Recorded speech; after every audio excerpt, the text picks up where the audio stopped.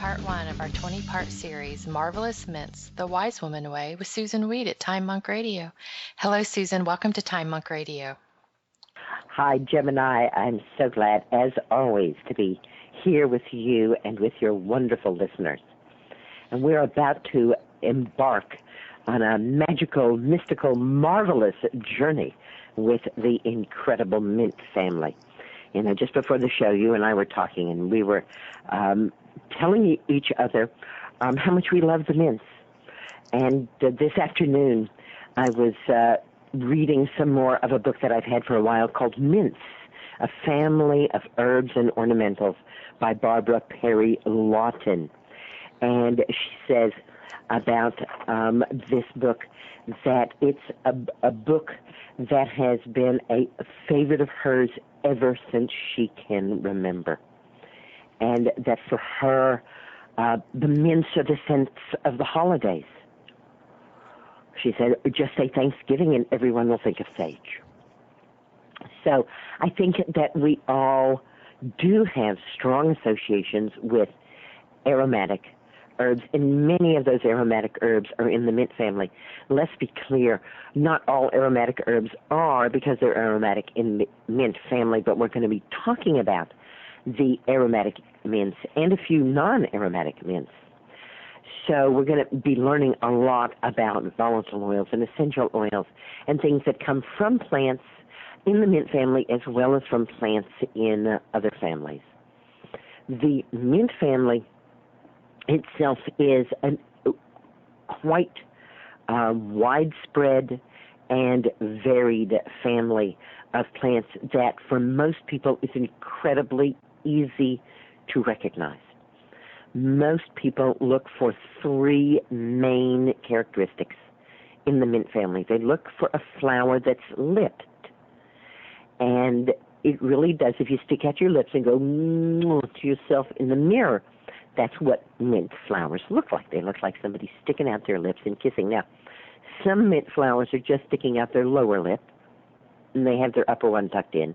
And some are just sticking out their upper lip, and they have their lower one tucked in. And some are sticking out both lips. But however they do it, they are all lipped flowers, in German, the Lippen Blumen. And to Linnaeus, who gave the names out to families, the labiatae, labia being lips, of course. Now, unfortunately, Linnaeus' name was not able to hold because there is a rule to the nomenclature. And the rule is that the name of the family has to be the same as the name of the most typical genus in that family. And the genus is a smaller grouping than a family. And Linnaeus did not name any genus labia. So the typical genus in this family turns out to be a simplest mint named Lamia, or dead nettle, not in the nettle family, in the mint family. And thus, the current name of the mint family is the Lamiaceae, rather than the labiatae, reminding us of the lipped flowers. In addition to those lipped flowers, we see strongly paired, opposed leaves in the mint family. Now, again, there are other plants that have strongly paired, opposed leaves, but interestingly enough, not as many as you'd think. It's not a really efficient way to do your leaves. Most plants have leaves that grow in a spiral around the stalk, thus maximizing the amount of sunlight that each leaf can get. And if you think about this, opposed and opposite and then alternating leaves on the mint, you see that they actually do shade each other a bit. Certainly stinging nettle has the same kind of alternating and opposed leaves, and other plants as well. But as I said, not as many as you think. So you see those leaves right across from each other, and a pair growing one way and then a pair growing at 90 degrees to them. Think mint. You might be wrong, but you might be right. Look then, you see a lipped flower, seeing those opposed alternate leaves, then look and see, is there a square stem? Now, often when people talk about the mint family, they say, oh, yeah, that's that family with the square stem, which frightens me a tiny bit because one very poisonous plant, which actually is a very common planting, I see it in city streets and window boxes, is a plant that's quite poisonous and has square stems and opposite leaves. It doesn't have lipped flowers, though. So the square stem isn't the best thing to look for, but if you already see those lipped flowers and those paired, opposed, and alternating leaves, and then you see the square stem, we're going to say that you're 99% sure you have actually found yourself a mint.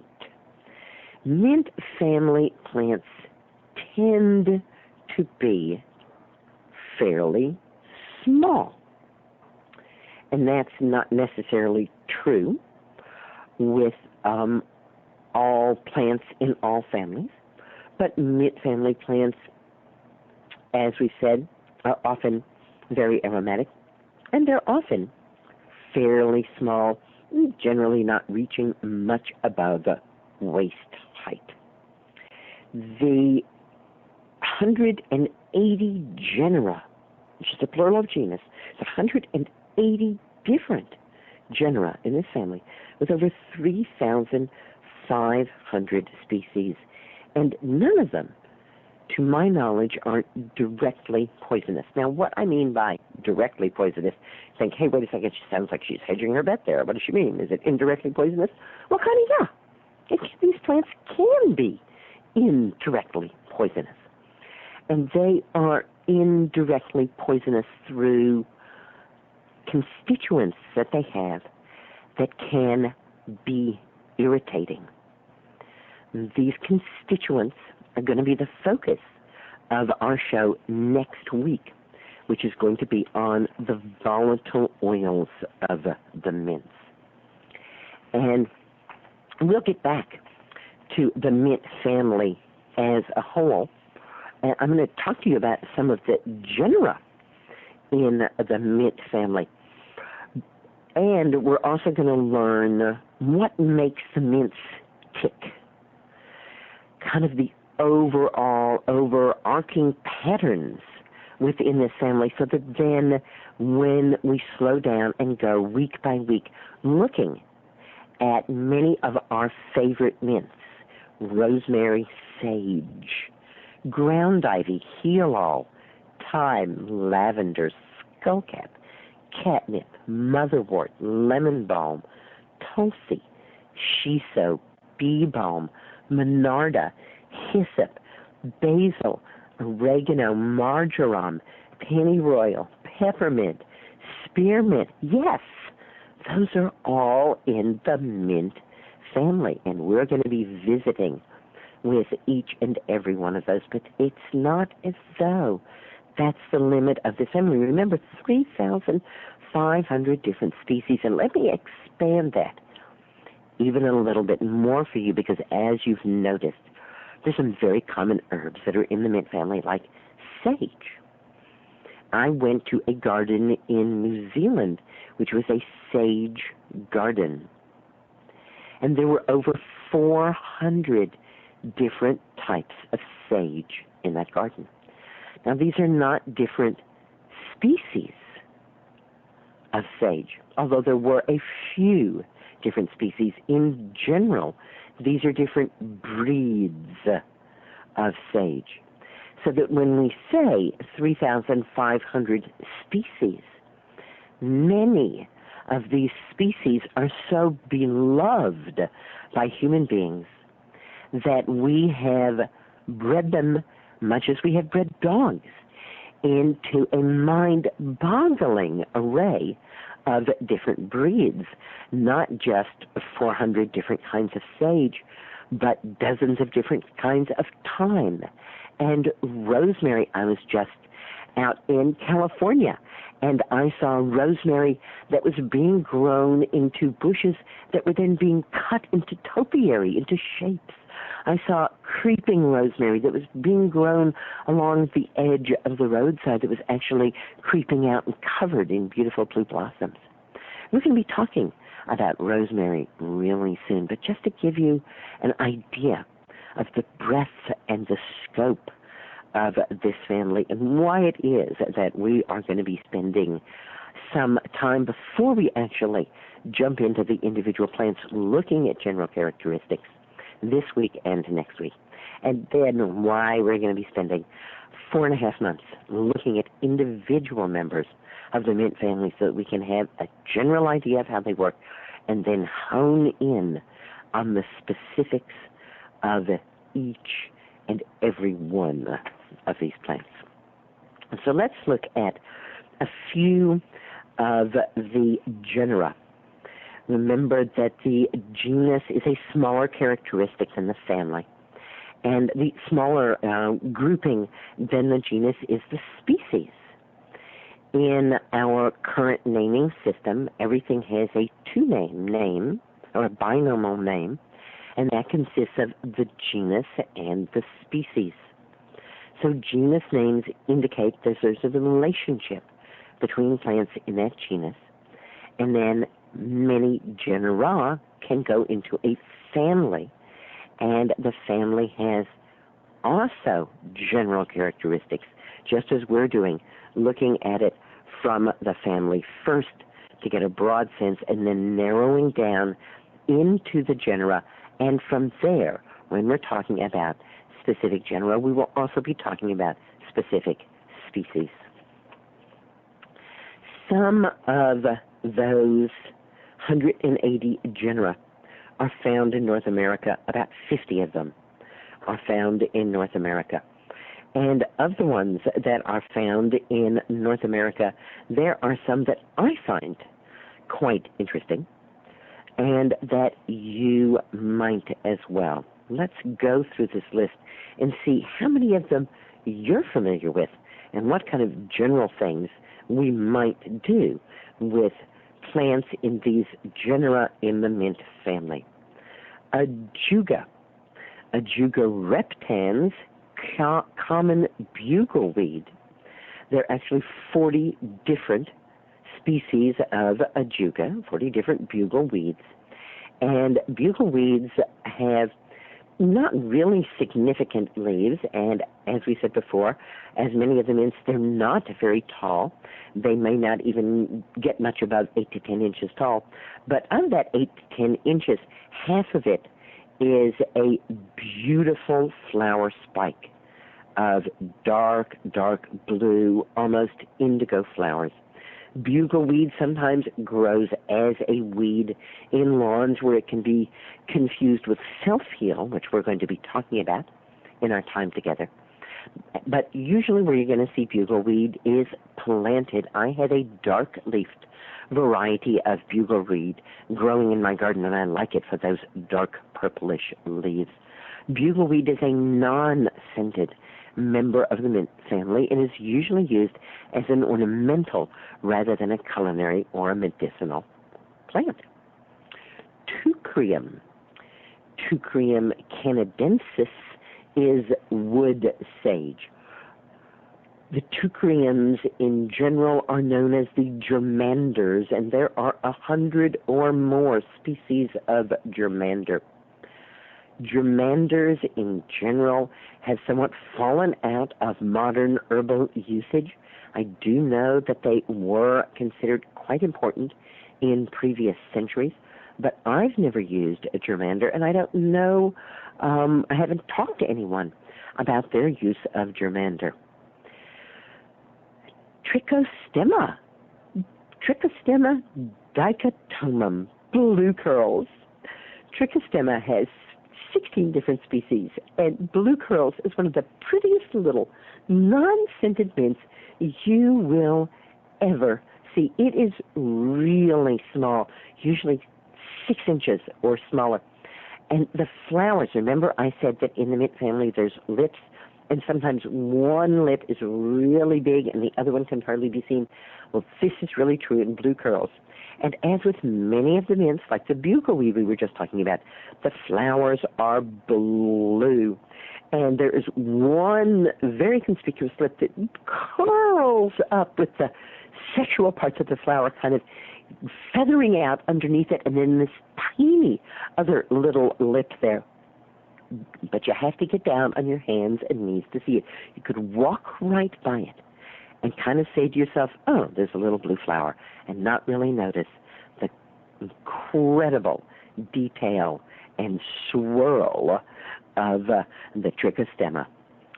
Scutellaria lateriflora, mad dog skullcap.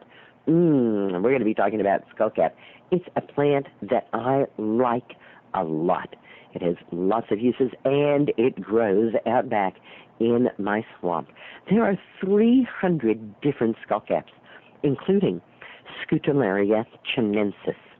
And when we talk about skullcap, we'll be talking about Scutellaria chinensis as well, which is Chinese skullcap, which is valued and revered in China as being one of the strongest antiviral herbs known.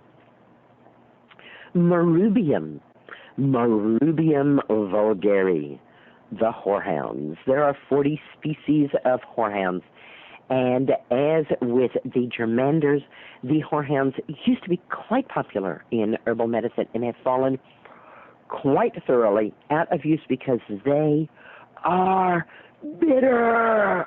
You used to be able to get horehound cough drops, but I haven't even seen those in a while, because no matter how much sugar they put in those horehound cough drops, it was still bitter. Supposedly nothing better for the throat or for coughs, but just too bitter for modern tastes. Sideritis, ironworts. Sideritis romana, the beaked ironwort. And there are 100 species of ironworts, and I have never seen an ironwort. I guess it has to be on my bucket list, that I have to find a Sideritis before I die. Agastache, funiculum, anise hyssop. My friend Yvette just gave me an Agastache funiculum. There are 20 species of giant hyssops or sweet hyssops, and these are different than the Hyssopus, which is another genera that we will get to. These smell really nice, and especially the Agastache funiculum, the anise hyssop, which does indeed smell licoricey and anisey and fennelly and yummy, and the bees love it, and it has kind of yummy spikes of not blue flowers, but purple flowers. Again, not a very tall plant. Maybe, a really well-grown anise hyssop might get to be 2.5 or 3 feet, and everybody would say, whoa, that's really big. Nepeta cateria, wild catnip. There are 150 different species of catnip, and interestingly enough, they are distinguished from the cat mints. Cat mint is a different genus than catnip. Catnip is another plant that we are going to spend some time with, the Nepeta cateria. And of course, you know that cats love it. And the cats chase imaginary things when they are into the catnip. And then they fall asleep. Interestingly enough, looking at this, one wise mom wondered what would happen if she gave her hyperactive child some catnip tincture, and it turned out it calmed that hyperactive child down too. Glaucoma hederaceae, creeping jenny, ground ivy, gill over the ground. There are 10 species of ground ivies. And we are going to be getting to ground ivy next month. It's a plant which is quite common and quite commonly ignored. I've have it in the same month with heal-all, which is another common and commonly ignored plant. And I think you're going to be quite excited to discover the many uses, from eating it in your salad to making a foot bath to using it for medicine for glaucoma hederaceae. Moldavica dragonheads.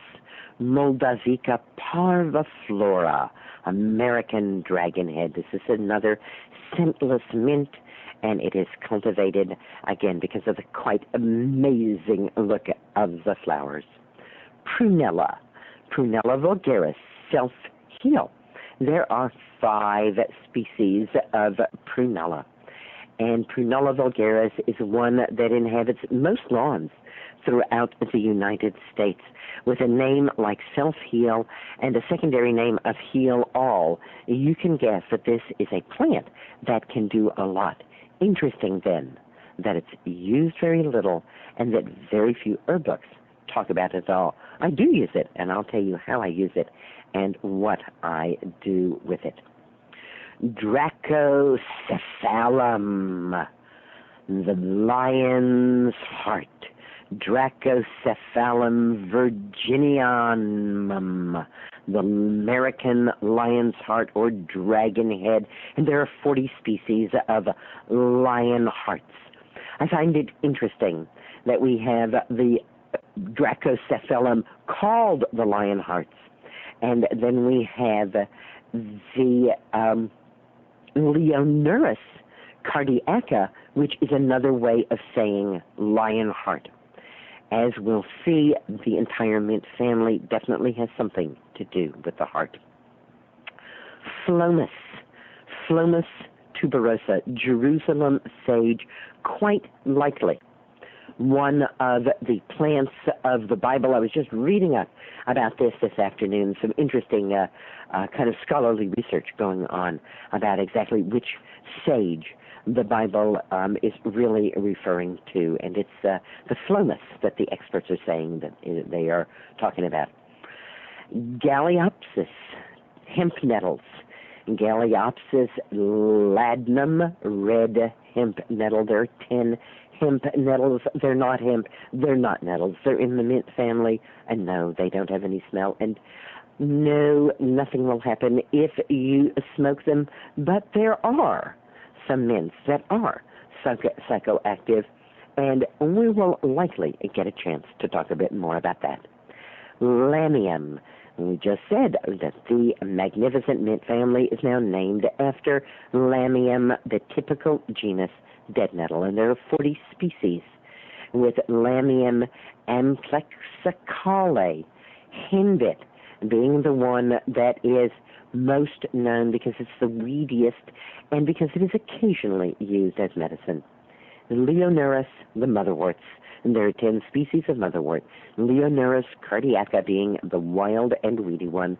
Wonderful, wonderful motherwort. We will spend a whole half hour on motherwort and probably not even get to half of the ways that I use it. Balota, the stinking whorehounds. Balota nigra, black whorehound.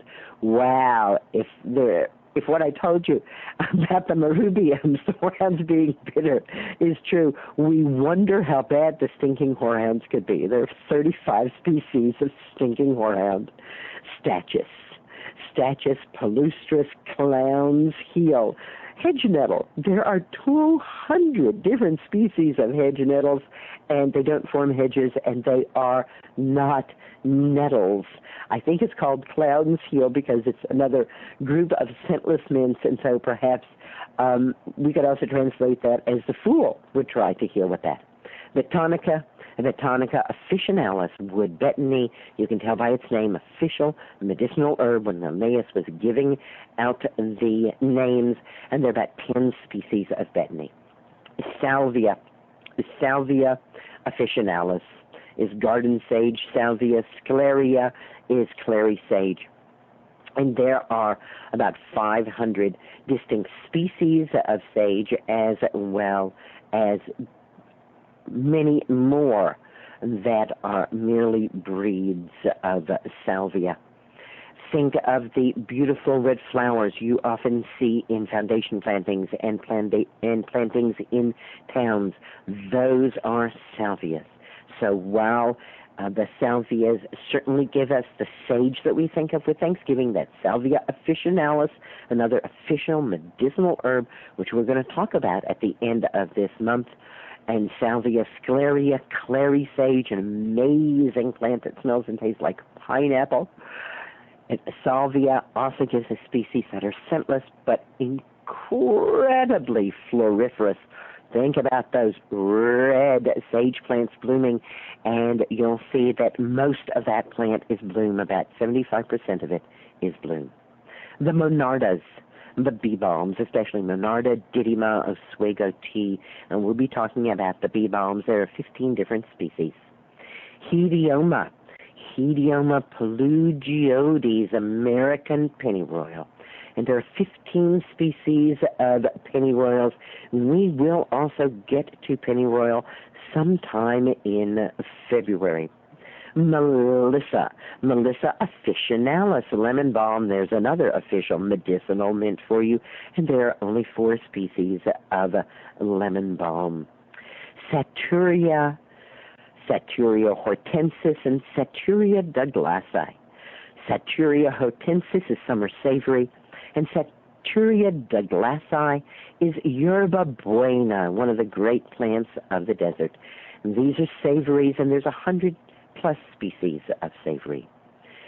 Clenopodium, the wild basils and calamints, including Clenopodium vulgare, the wild basil of my area, which is a completely scentless mint. Hyssopus officinalis, hyssop, and I believe there's just that one species in that genus.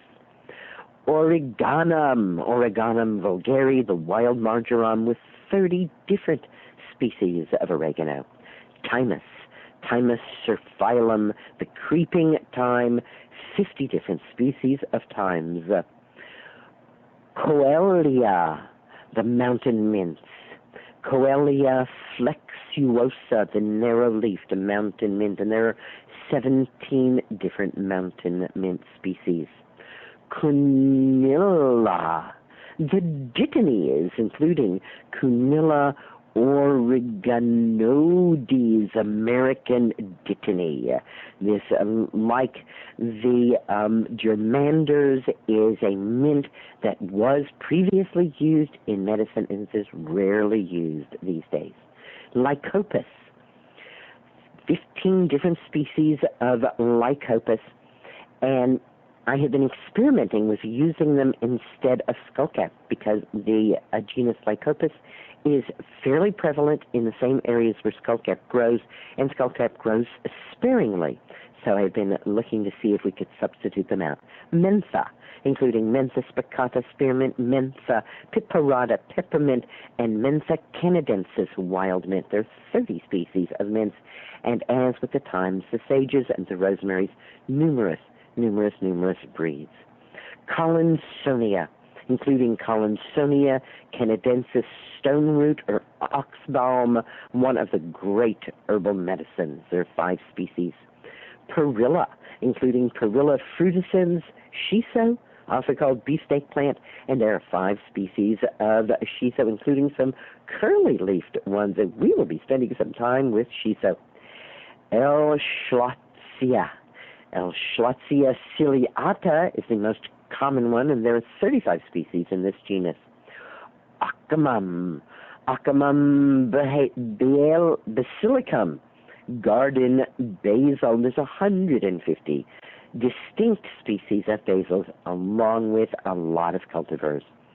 Rosmarinus officinalis, rosemary, 10 species of rosemary, with again numerous cultivars, and lavandula augustifolia is one lavender. There are 20 species of lavender, and there are many more breeds of lavender, including lavandin, which is grown for the essential oil market.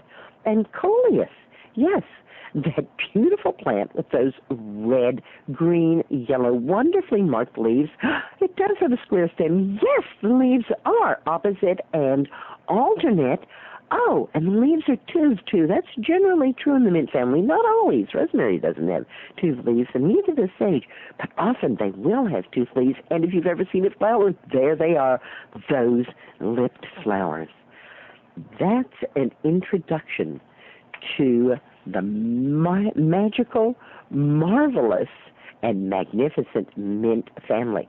And I'll be back next week to talk to you about the language of the mints, as well as volatile oils and what they do. This is Susan Weed, wishing you all green blessings. Thank you, Gemini, for giving me this time and space. Thank you, Susan. This concludes part 1 of our 20-part series, Marvelous Mints, The Wise Woman Way, with Susan Weed at Time Monk Radio.